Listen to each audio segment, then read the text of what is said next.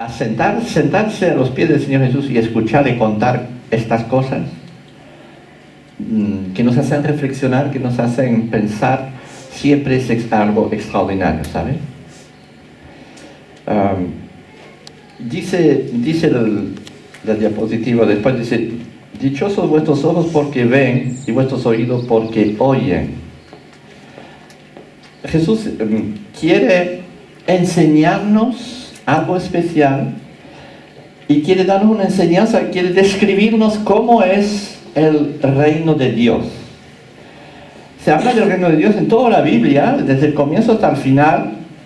Se nos enseña lo que es, cómo es, y dice que el reino de Dios ha venido y está aquí en medio de vosotros, le dice a sus discípulos, y pasa 3 años con sus discípulos explicándoles lo que es. ¿Cómo es este reino de Dios?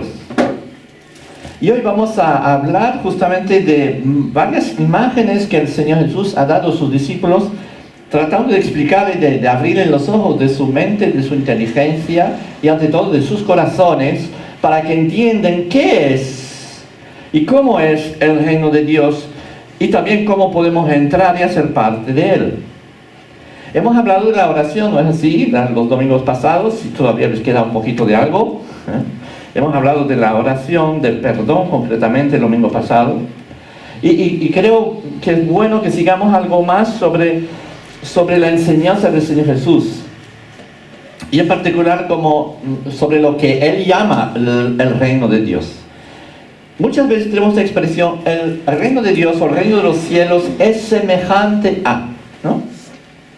Significa que es algo difícil de explicar, pero les voy a enseñar a través de una imagen lo que significa, cómo es. El reino de Dios es semejante a, dice Jesús, y explica distintas facetas y realidades del reino de Dios, de este reino, y habla de cómo son la gente que hacen parte de ello, cómo es el gobernador de este reino, etcétera, etcétera. Si yo podría hablar de vosotros, muchos vienen de países diferentes, ¿no es así?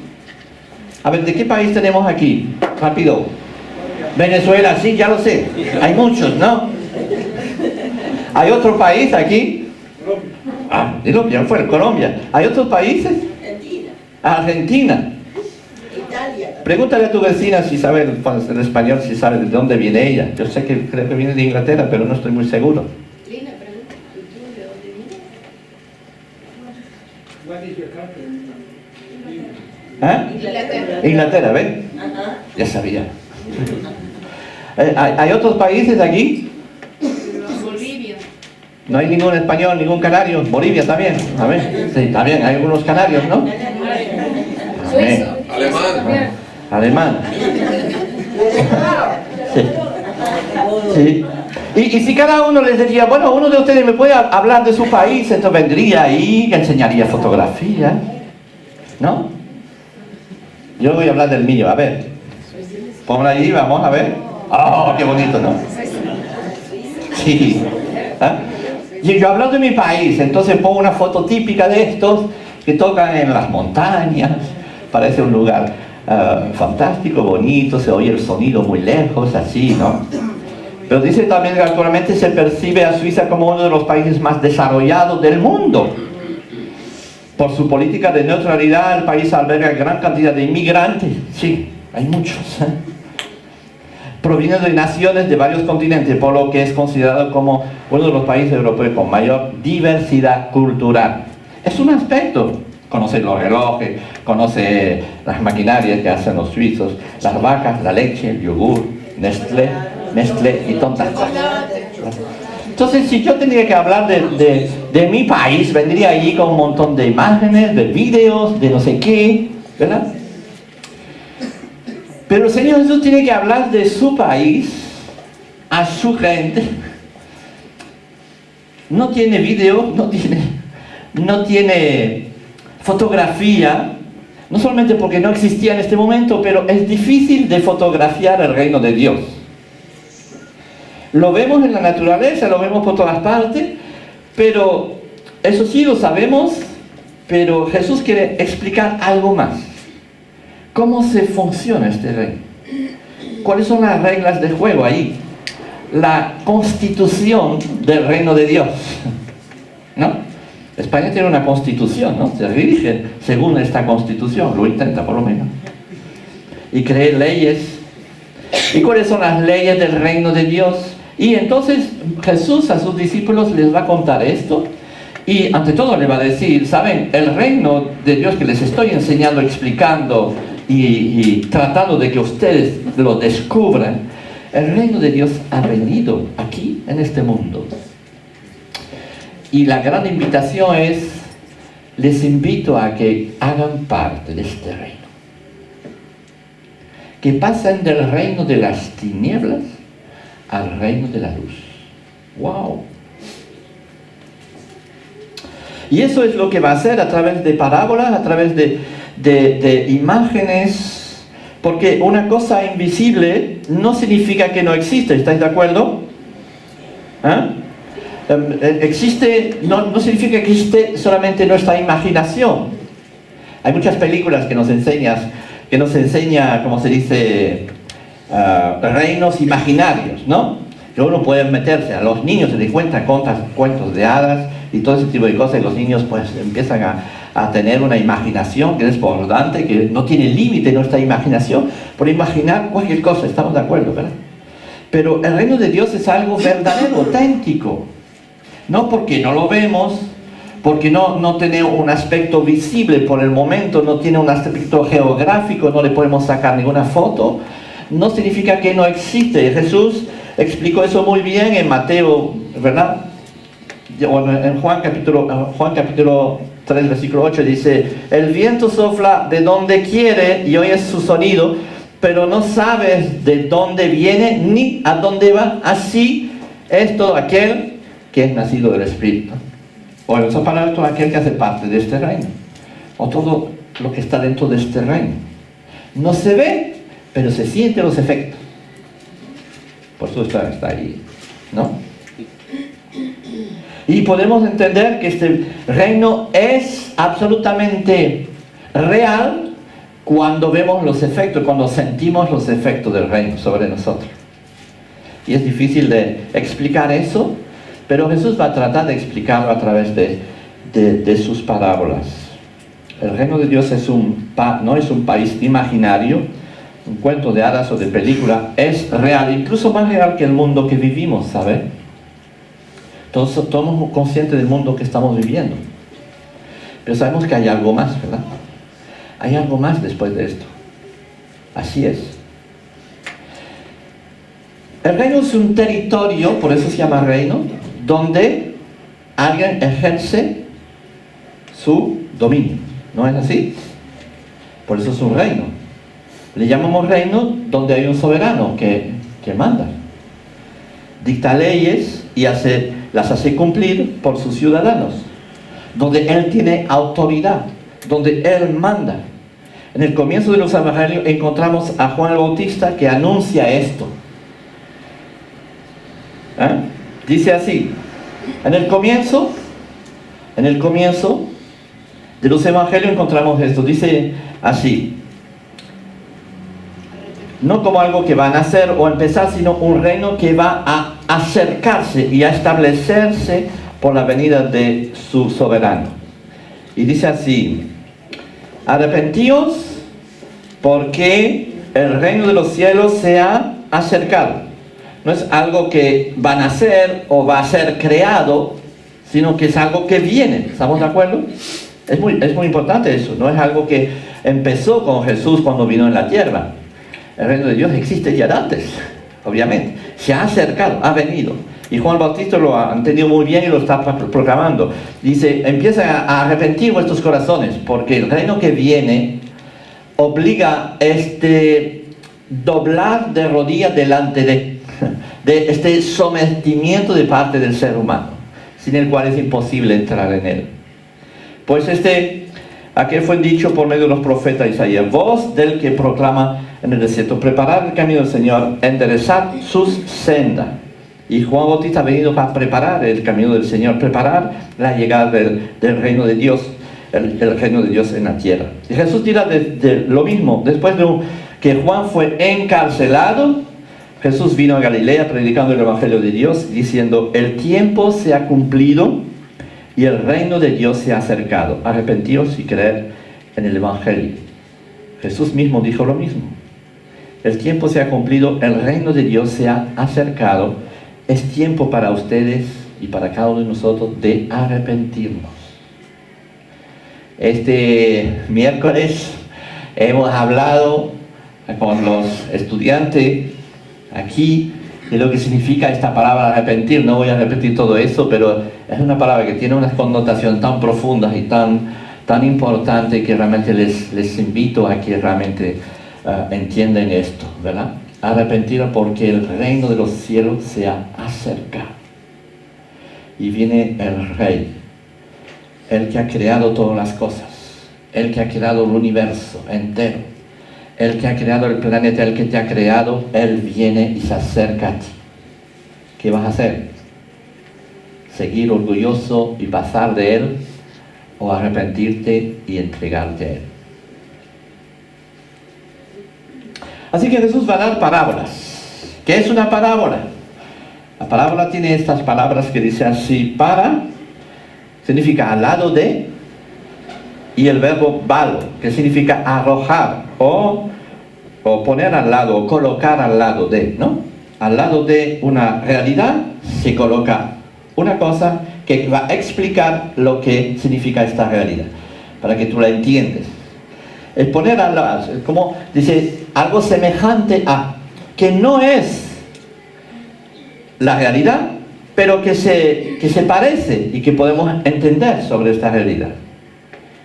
Por eso que las parábolas tienen su significado, pero las parábolas tenemos que tener cuidado a la hora de interpretar, de no ir más allá de lo que quiere explicar. Porque muchas veces pensamos que la parábola es una cosa definida y perfecta y justa. No. Solamente nos da un aspecto del reino de Dios. Nos da una imagen, que no es la imagen completa, y que será probablemente completada por otras parábolas después. A veces hay parábolas y antiparábolas. Ya lo veréis, pues es un poco curioso cuando uno estudia eso, ¿verdad? Es como si Jesús de repente quiere enseñar a sus discípulos algo sobre el reino de Dios y se pregunta, siempre dice: ¿con qué compararemos el reino de Dios para que lo entiendan ustedes? ¿Con qué puedo comparar al reino de Dios para que tú lo entiendas? Y con la parábola Jesús quiere explicar una realidad espiritual existente en el reino de Dios. Donde reina Dios, podemos parafrasear así, donde reina Dios, las cosas son semejantes a un padre que tiene 2 hijos, a un pescador que tira sus redes, que coge sus peces y pone los malos de un lado y los buenos del otro, a un pastor que pierde una oveja y la va a buscar. ¿Les suena? A un rey que invita a la gente a la boda de su hijo y la gente pasa 1 kilo y no va, entonces va a buscar a los más vagabundos que hay tirado por ahí, etcétera. Y todas terminan con una pregunta, ¿verdad? ¿Y tú dónde estás en todo esto? ¿Dónde te sitúas en todas estas historias? Y cada vez tendremos que hacer nuestra pregunta al final: ¿dónde estoy yo? ¿Dónde me sitúo yo en esta historia que acaba de contar el Señor Jesús? ¿De acuerdo? Y la necesidad de elegir, de tomar una decisión, si vamos a seguir lo que dice el Señor o no. Y hoy vamos a empezar entonces con una de las parábolas clásicas, que son parte de una serie que se llama La parábola del sembrador, que hemos visto en vídeo hace un momentito, de forma graciosa. Pero, ¿saben? Yo tengo casi pronto 35 años de predicación y fue una de las primeras prédicas que he dado. Y cada vez la habré dado 20 veces, no lo sé. Los que me conocen aquí dicen, ¡ay, otra vez! Se repite el pastor. Cada vez que la leo encuentro cosas nuevas, cosas más precisas. Es increíble. Una historia tan simple aparentemente, tan normal, tan fácil de contar, que se puede contar a la escuela dominical, a los niños, a quien sea, nos aporta cada vez algo más, algo diferente y algo más preciso. Es una parábola que ha sido contado en los 3 evangelios, por consiguiente tiene un valor añadido, podemos decir, en la importancia, ¿verdad? Los 3 evangelios la han citado, la ponen en sus libros. Y podemos ver la situación donde fue contada. Jesús ya tiene muchos seguidores y hay muchedumbre de gente que viene a escuchar qué es lo que nos va a decir Jesús hoy. Y entonces tiene que subirse en una barca y podemos ver un poquito la imagen, ¿verdad?, de Jesús subido en una barca y empieza a enseñar. Y dice, ¿y qué le dirá a esta gente? ¿Cómo les puedo explicar a esta gente cómo es el reino de Dios? O el reino de los cielos que ha venido. ¿Qué les puedo decir? Entonces cuenta esta historia del sembrador que sale a sembrar. Y enseguida vemos que no es tanto lo que llama la atención del sembrador, porque la historia no nos cuenta nada si tiene los ojos azules, si tiene el pelo largo, si, ¿estamos de acuerdo? Un sembrador salió a sembrar. Y sale a sembrar. Tampoco nos cuenta gran cosa sobre la semilla. Parece totalmente anodina, o sea, pues, tiene la semilla. Pero todo está orientado ¿sobre qué? Sobre el reino de Dios. ¿No? Sobre dónde cae la semilla. El enfoque está totalmente dirigido hacia los terrenos en la cual la semilla cae. Y eso nos llama la atención. Y lo que les tuvo que llamar la atención a esta gente en la época es así.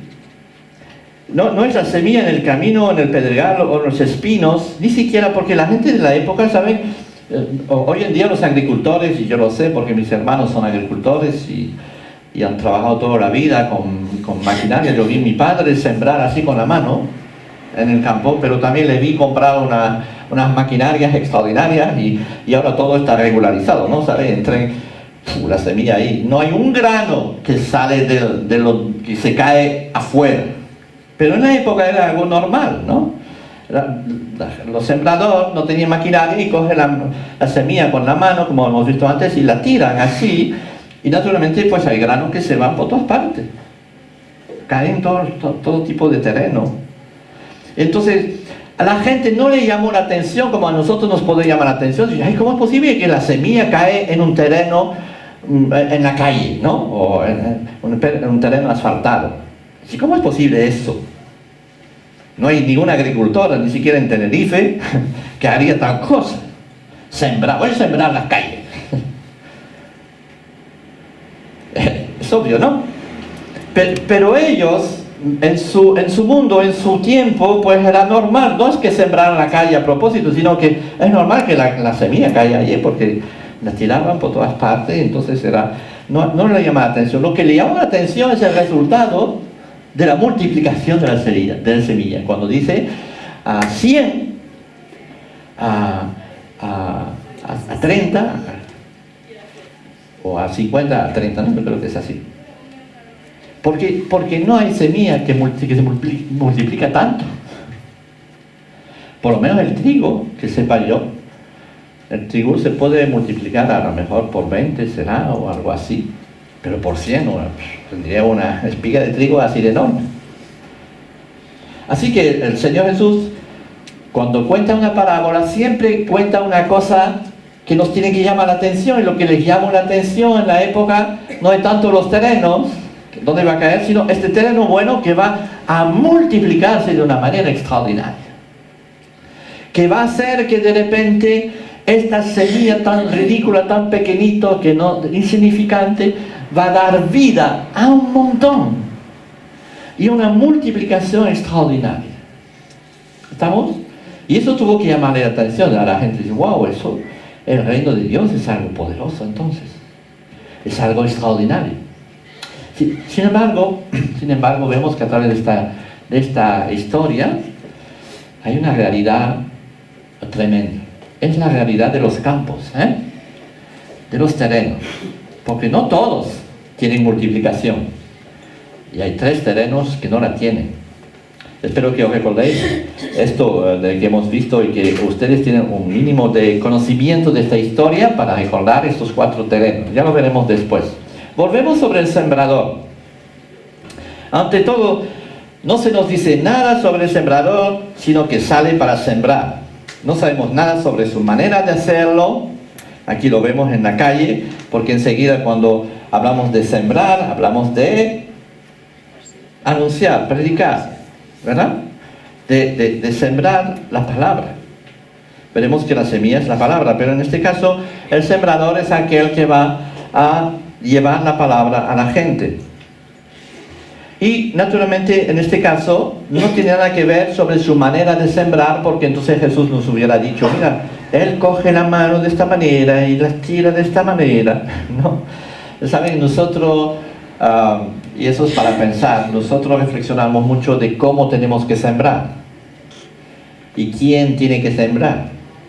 Y ponemos un énfasis tremendo sobre el sembrador, sobre su manera de sembrar. Hacemos talleres de evangelismo, hacemos talleres de cómo compartir la palabra de forma eficaz, y nos orientamos un montón sobre este tema de saber cómo tenemos que hacerlo. Yo no digo que no se puede hacer, pero la importancia de esta historia por lo menos no se sitúa ahí. Lo importante de esta historia no se concentra sobre el sembrador y su manera de sembrar y cómo lo hace. ¿Estamos de acuerdo? No significa que no tiene una importancia, pero tenemos que reflexionar sobre esto, ¿no? La siembra no está relacionado a su estilo, a su personalidad, a su manera de vestirse, o a su estilo de música que emplea para sembrar, ¿verdad? Un tal MacArthur escribió eso, ¿no? La siembra no está relacionada a su estilo, su personalidad, a tu guardarropa o a tu estilo de música. Deberías de considerarlo bien esto. Esta parábola pone el énfasis sobre otra cosa. No pone el énfasis sobre aquel que siembra, sino en un punto, que siembra con abundancia. ¿Por qué? Porque no le importa la semilla dónde va. No es un sembrador calculador o tacaño, ¿no? Que dice, tengo semilla, me cuesta caro esta semilla. Voy a plantarla exactamente donde puede dar frutos. No, él va, parece que el granero de Dios está lleno de semillas. Y hay tanta abundancia de semilla en el granero de Dios que les aseguro que podemos evangelizar todo lo que podemos. Amén. Eso es muy importante, ¿no? La abundancia de la semilla, no parece estar preocupado por la escasez de la semilla. En el granero del Padre de Dios, hay una abundancia de semilla. ¿Sabe? Mi padre, cuando estaba sembrando, no derrochaba la semilla en absoluto, calculaba bien su tiro, porque la semilla le costaba caro, obviamente. No está para tirar las cosas al camino, ¿no? Eso sí. Ahora, lo que nos incumbe a nosotros como iglesia es nuestra responsabilidad de sembrar. ¿Estamos? Ni cómo ni se sabe, pero nuestra responsabilidad es sembrar, y sembrar con abundancia. Sembrar por todas partes con abundancia. Sembrar y anunciar a toda criatura el reino de Dios. En Romanos 10, 11 y 13 dice, pues la Escritura dice, todo el que cree en él no será avergonzado, porque no hay distinción entre judío y griego, pues el mismo Señor, el Señor de todo, abundando en riqueza para todos los que le invocan, porque todo aquel que invoque el nombre del Señor Jesús será salvo. ¿Cómo pues invocarán a aquel en quien no han creído? ¿Y cómo creerán en aquel de quien no han oído? ¿Y cómo oirán sin haber quien les predique? Es una pregunta que nos viene directo, ¿no? ¿Cómo oirán? ¿Y cómo se podrán convertir si nadie les predique? Si nadie hace, como a mí me encanta esta primera frase de la parábola, el sembrador salió para sembrar. Si no salimos, no sembramos. Tenemos que sembrar. Y es nuestra tarea como iglesia. Así que el sembrador tiene su responsabilidad de sembrar, sembrar y sembrar. Y sembrar todo lo que puede a todas partes. Amén. Después hablamos de la semilla un poquito ahí. La semilla es la palabra de Dios. Dice así, en Lucas 8:11. O sea, la palabra de Dios, la buena noticia de la salvación. ¿Sabe? La buena semilla no trata de un mensaje positivo. Se oye mucho ahora, ¿no? En el mundo. Dice, bueno, tenemos que predicar positivamente, tenemos que lanzar ahí, dice, bueno, el Señor te va a bendecir, es fantástico, es maravilloso, y hay que ser optimista en la vida, ¿no? Es un poco el mensaje que oímos un poco en todas partes, en los creyentes como en los no creyentes. Hablamos de prosperidad, de triunfo y de todas estas cosas. No, la palabra de Dios le recuerda al hombre su condición de perdido, su incapacidad a salirse por sí mismo de este pozo donde él está metido, en el cual está metido hasta el cuello. Es incapaz por sí mismo de sustraerse al juicio de Dios sobre él. Eso es el Evangelio, ¿saben? Pero la buena noticia es que Dios ha dado salvación para los hombres. Y la buena noticia es que cualquiera que en Él cree puede ser salvo. Y si tú crees en Él, eres salvo. Simplemente confiar en lo que Él hizo en la cruz un día por ti. Entonces, ¿cómo creerán si nadie les va a predicar? Romanos 10 dice así, más, ¿qué dice? Cerca de ti está la palabra, en tu boca, en tu corazón. Es decir, la palabra de fe que predicamos, que si confiesas con tu boca a Jesús por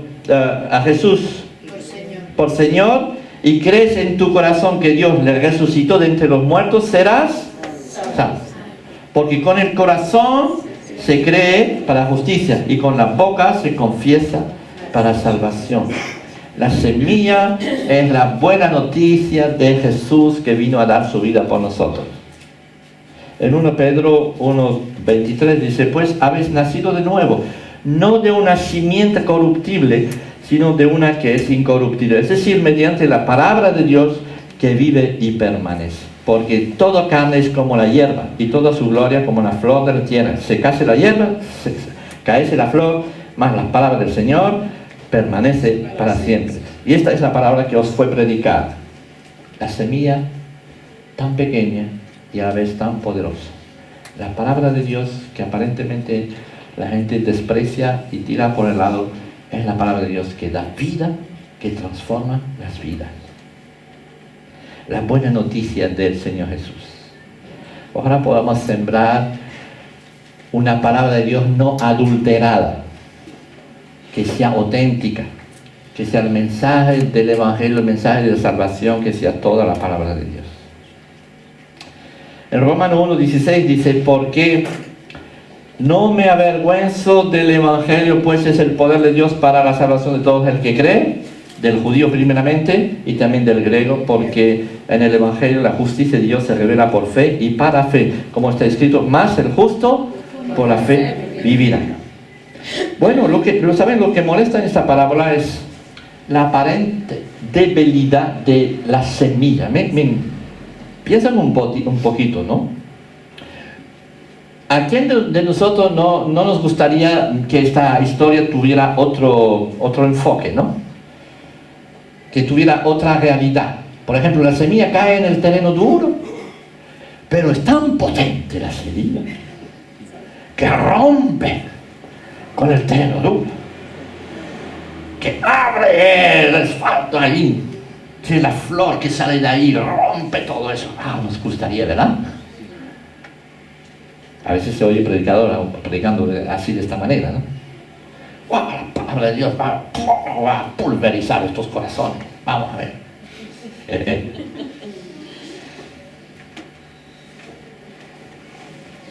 O que la palabra de Dios, una vez que echa raíz en los corazones más cobardes, más temerosos, como vemos en la historia, ¿no? Que el sol sale, ¿no? El sol de las dificultades, de las críticas sobre ti mismo, ¿no? Ya lo veremos todo eso en detalle en otro momento, pero es así. ¿Cuándo nos gustaría? ¡Wow! La palabra fue tan poderosa que realmente yo tuve la valentía de hacer tantas cosas. O que fuera tan poderoso para romper este espíritu de este siglo, como dice la Biblia, ¿no? Hablando del afán, de la búsqueda de las riquezas, estas raíces que vienen a ahogar la palabra y que la mata. ¿Cómo que la palabra no es más poderosa que esto? Nos preguntamos, ¿no? Pablo dice, el Evangelio es un poder que rompe y que hace tantas cosas, ¿no? Y Jesús antes dice, wow, la semilla cayó en todos esos terrenos, pero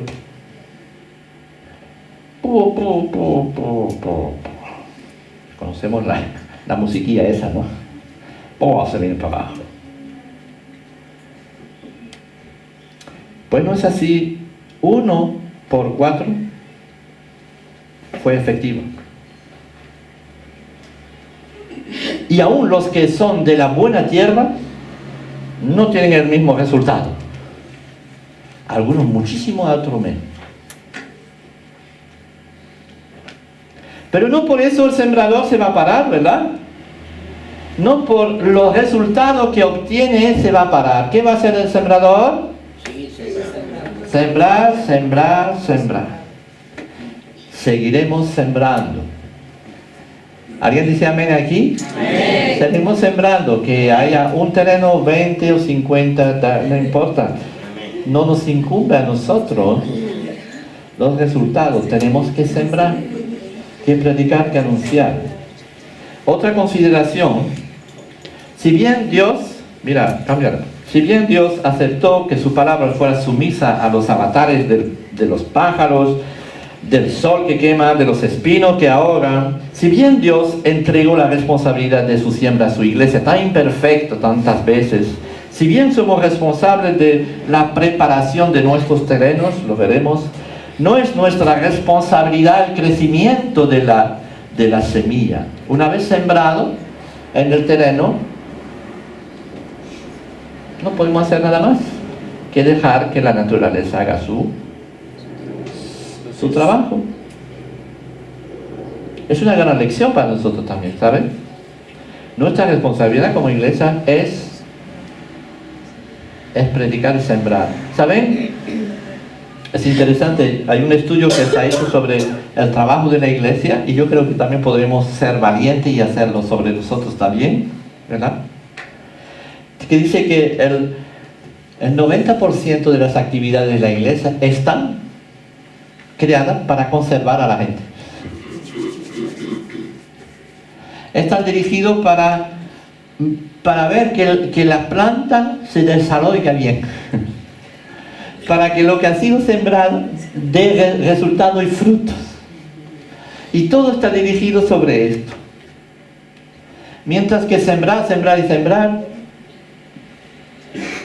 una vez al año, si todo va bien.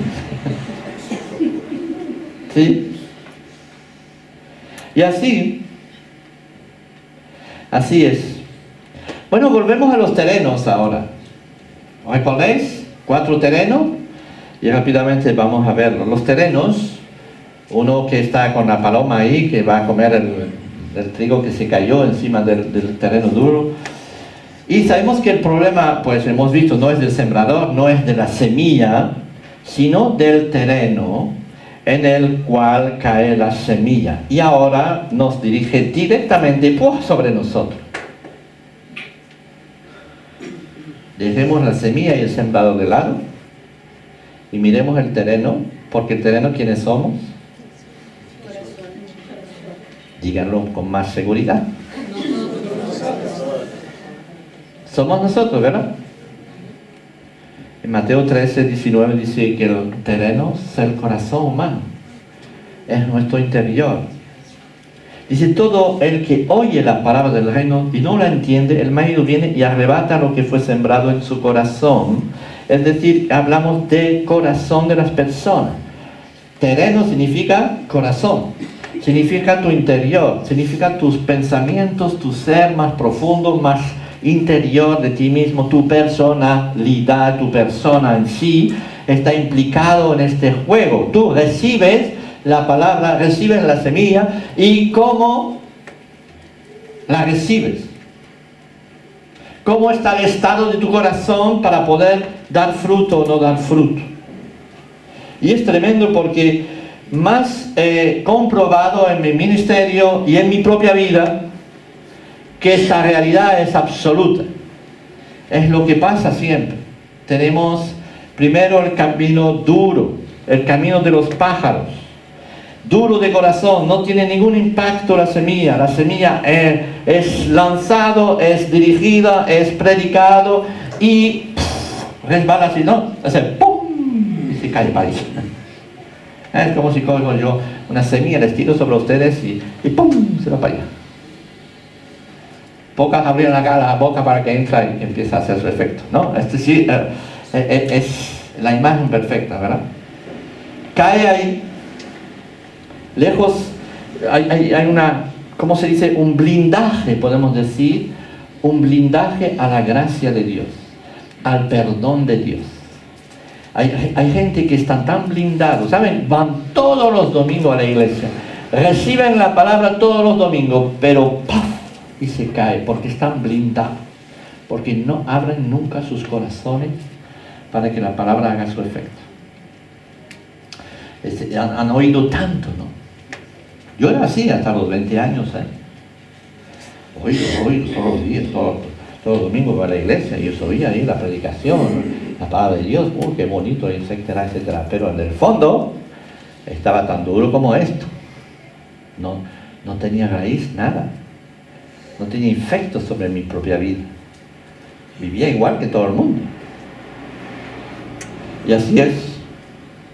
Gente que en realidad en sus corazones son duros, incrédulos, impenetrables, que rechazan la gracia de Cristo, pensando que incluso que sus ritos van a ser suficientes, sus propios esfuerzos para alcanzar a Dios serán necesarios. Terreno duro, terreno preparado para ser, y lo contrario es el terreno preparado para ser plantado, blindado contra el amor de Dios. Encontramos tanta gente, pronto tendremos Semana Santa, ahí en España, en el sur especialmente, y aquí también, y en muchas partes, veremos tanta gente que de repente son religiosas, ¿no? De repente, hay que alguna, ay, qué admiración con esta gente tan religiosa aparentemente, ¿no? Y van ahí detrás de sus ídolos, y van detrás haciendo caminatas, haciendo un montón de cosas. Les digo que terreno duro más que eso. Impenetrable al amor y al derramamiento de la gracia de Dios sobre sus corazones, porque son incapaces de pedir de verdad en el fondo de sí mismo perdón a Dios y de seguir lo que Dios dice. Así que no nos dejemos engañar. Muchas veces gente que asiste a la iglesia, semana tras semana, se le resbala. Después tenemos el segundo, que es Pedregales, conocemos así. Pero tenemos la tremenda suerte, en este caso, no es suerte, sino la voluntad de Dios es así, ¿verdad? Que tenemos la explicación de Jesús sobre esto, porque muchas parábolas ni las explican, las dice y ya está, a nosotros de tratar de entenderla. Pero aquí dice, y aquel en quien se sembró la semilla en pedregales, este es el que oye la palabra y enseguida la recibe con gozo. Significa que, wow, qué bien este culto esta mañana. Ay, la alabanza, qué bien, me tocó el corazón. Amén. Pero No tiene raíz profunda en sí mismo, sino que solo es temporal. Y por cuanto causa de la palabra viene la aflicción o la persecución, enseguida tropieza en ella. ¿Viene qué? La aflicción, los problemas. Oh, este me ofendió, no me saludó. Hemos hablado de eso el domingo pasado, no voy a volver. ¿Ah? Ahí está desde que viene la contradicción, viene oh, yo, ¿cómo voy a terminar el fin de mes? Y no sé qué. Ay, pastor, no puedo ir a la iglesia hoy porque de verdad que, vamos, no tiene, o sea, es temporal, ¿eh? La cosa. Es un creyente temporal. Temporalmente cree. Temporalmente viene de vez en cuando. Temporalmente y no solamente asistir a la iglesia, pero es esta comunión con Dios, entendemos. Él al recibir la palabra dijo, sí Señor, quiero seguirte. Ay Señor, entrego mi vida y todo bien. Pero después de algún tiempo, cuando empieza a crecer, de repente viene el sol, las dificultades, los conflictos, los problemas y lo que sea. Y ¿por qué? No tiene ¿qué? Raíces. ¿Cuál es el problema entonces? El terreno. El terreno que ha sido duro en el fondo y que no se dejó moldear por la palabra de Dios. La palabra de Dios quiso echar raíces. Cuando decimos echar raíces, es realmente tomar posesión del lugar, de nuestros corazones, de nuestras vidas. Para que eche raíz la palabra de Dios tenemos que obedecerla, que tenemos que confiar en ella, tenemos que dejarnos moldear por el Señor. Eso es lo que pasó en tanta gente que tuvimos el placer de verles venir aquí contentos y que han entregado sus vidas al Señor temporalmente. No sabemos ni dónde están desgraciadamente. Han tenido problemas en sus vidas, han buscado soluciones fuera de Dios. Y después tenemos otro que es más, también que es muy frecuente, ¿verdad? Dice, aquel en quien se sembró la semilla entre el espino, este es el que oye la palabra, más las preocupaciones del mundo y el engaño de los carnavales ahogaron la palabra y se queda sin fruto. También es un poco más de parábola esto. Y se quedó sin fruto. Aquí vemos otro tipo de corazón, ¿no? Un corazón que se preocupa de más preocupaciones del mundo, pero del engaño de la riqueza, el engaño de todo lo que hace la vida de uno, que está buscando, que está deseando tener, que está deseando recibir en su vida, crecer, que su negocio vaya mejor, que no sé qué, que está siempre metido en esto, o que busca a través de la fiesta y de todo eso el consuelo que no encuentra en su vida, no sé. Hay tantas situaciones donde nos podemos comparar eso. La Biblia dice que eso es como espinos que crecen contigo. O sea, si tú has recibido la palabra, si tú dices, oh, sí, Señor, tanta gente me dice, yo en el fondo sigo creyendo. Sí. Estás totalmente, que no puedes respirar, es lo que es las raíces de amargura o los espinos te están ahogando, chicos. Gracias a Dios hay un otro terreno y también el Señor Jesús dice así, pero aquel en quien se sembró la semilla en terreno buena, este es el que oye la palabra y la entiende, este sí da fruto y produce uno a 100, otro a 60 y otro a 30. Qué extraordinario. Uno recibe la palabra y realmente va a doblar rodillas y decir, Señor, transforma mi corazón. Permite que lo que tú me has dicho, lo que entiendo, se desarrolle en mí, pueda crecer. En esta sala, esta mañana, ¿saben ustedes? El sembrador salió a sembrar.